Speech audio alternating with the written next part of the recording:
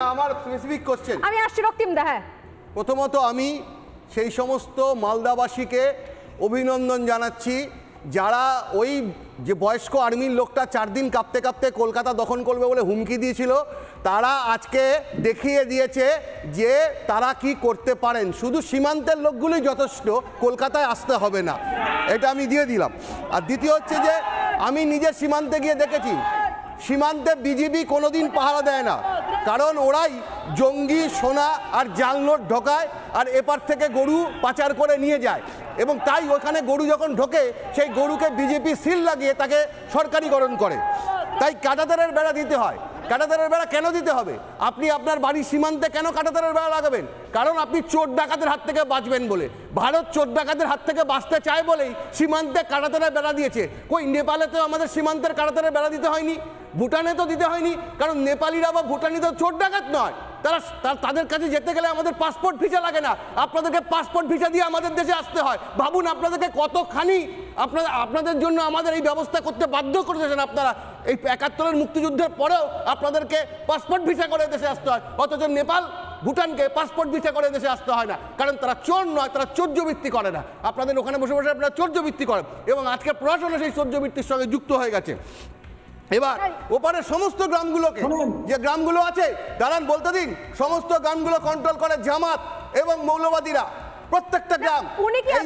আমি একটা উত্তর দিই ছোট করে। নরেন্দ্র মোদী জামাত আছে না নেই? হিন্দুরা দেশ থেকে পালাচ্ছে না পালাচ্ছে না একটু বলুন তো। আরে শুনি দেশ থেকে পালাইছে 2008 থেকে 2024 পর্যন্ত আমলিগ আমলে সবচেয়ে হিন্দু শূন্য হয়েছে, এবং শেখ হাসিনার নির্বাচন এলাকা গোপালগঞ্জে কোটালীপাড়ার হিন্দুরা শেখ হাসিনা ছেড়ে দিন, শেখ হাসিনা ছেড়ে দিন, শেখ হাসিনা ভালো কেউ বলছে না। আপনি হিন্দু হয়ে হিন্দুদের বিরুদ্ধে কথা বলছেন কি করে? আপনার নামের পেছনে স্বামী বিবেকানন্দকে বসিয়েছেন কোন অধিকারে? আপনি হিন্দু নাকি? আপনি নাম মারিয়ে বসেছেন, আপনি নাম মারিয়ে বসেছেন, আপনি হিন্দু নন। আমার যথেষ্ট সন্দেহ আছে, সন্দেহ আছে আপনি হিন্দু নন, আমাদের সন্দেহ হিন্দু নন, আপনি হিন্দু নন। এক সেকেন্ড, না আমি শুনবো নরেন্দ্রবাবু, আপনার কথাও শুনবো। আপনি নিশ্চয়ই এসছেন আমার শোতে, আপনি অতিথি, আমি আপনার কথাও শুনবো। এখানে 71-এর যোদ্ধা বসে রয়েছেন আমার স্টুডিওতে ঘটনাচক্রে। আমরাও খুব সৌভাগ্যবান আজকে ওনাকে পেয়েছি, বিমল কুমার চন্দ্র, যিনি নৌবাহিনীতে ছিলেন এবং সেই সময়তে যুদ্ধটা করেছেন 1971 সালে। আমি বিমলবাবু আপনার কাছে আসি। একটা উত্তপ্ত আলোচনা চলছে, এবং আজকে বর্ডারের যে ছবি দেখেছি তাতে সেই ছবি দেখার পর আমাদেরও রক্ত গরম হয়ে গেছে। মালদার সাধারণ মানুষজন, সাধারণ মানুষ, প্রান্তিক মানুষ সেখানকার, তারা যেভাবে কোথাও সীমান্তে চলে এসেছে বিএসএফ এর আগে, এবং তারা হাতুড়ি দা কাস্তে নিয়ে লাঠি নিয়ে চলে এসেছে, তারা বিজেপিকে রীতিমতো ভাগো ভাগো পালাও পালাও করে ভাগিয়ে দিল। এবং তারা প্রত্যেকে আমরা জানি মালদা মুর্শিদাবাদ হচ্ছে 70 to 75% সংখ্যালঘু অধ্যুষিত।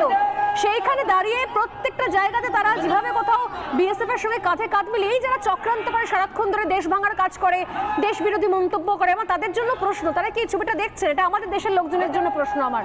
এখানে বন্দে মাতরম স্লোগান এবং জয় হিন্দ স্লোগানের তর্জন গর্জনে তারা চলে গেলেন। দেখুন এই ভিজুয়াল এসে পৌঁছেছে। আজ যখন এগুলো শুনছেন বা দেখছেন, কি মনে হচ্ছে? বাংলাদেশ কি চাইছে যুদ্ধ করতে? বারবার করে সুরসুরি দিচ্ছে, বারবার করে তাতাচ্ছে। ভারত যদি পদক্ষেপ নেয় এর ফলটা ভালো হবে কি? সামলাতে পারবে বাংলাদেশ? সত্যি কথা বলতে কি, বাংলাদেশ আজকে বুঝতে পেরেছে যে ভারতের সাথে কোনোভাবেই তারা টক্কর দিতে পারবে না, প্রথম কথা। দ্বিতীয় কথা হচ্ছে যে আমরা 1971 সালে যে যুদ্ধ হয় সেই যুদ্ধে আমি ছিলাম। আমি বাংলাদেশে গেছি, আমি চট্টগ্রামে ছিলাম, কক্সবাজারে ছিলাম। আমি জানি সেই সময় যারা হিন্দুরা ছিল ওখানে, আমি অনেকের সাথে যোগাযোগ করেছি ওখানে। তখনকার যে অবস্থা ছিল 1971 সালে, সেই জিনিসটা কিন্তু এখন নেই, বর্তমানে সেটা নেই।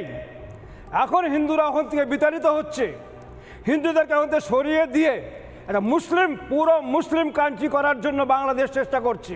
এটা সবচেয়ে বড় জিনিস। যার ধরুন কী হচ্ছে, আজকে কাঁটাতার দেওয়াতে তাদের সবচেয়ে বড় অসুবিধা হচ্ছে, তারা কোনো মতেই চায় না যে তাদের যারা শত্রু মানে হিন্দুদেরকে তারা শত্রু মনে করে। ভারত মামার বাড়ি হিসেবে থাকুক, ভারত মামার বাড়ি থাকুক, যখন খুশি আসা যাবে, যখন খুশি যাওয়া যাবে, কিন্তু আমরা সেটা চাই না।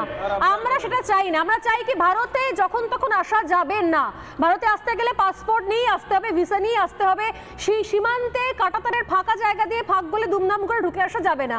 আমরা এটা একদমই চাইছি না। আমরা চাইছি কি পুরো ভারত বাংলাদেশ সীমান্ত একদম ব্লক। নানা ধরনের কন্টেন্ট দেখার জন্য লাইক করুন, শেয়ার করুন আমাদের ফেসবুক পেজ, সাবস্ক্রাইব করুন আমাদের ইউটিউব চ্যানেল।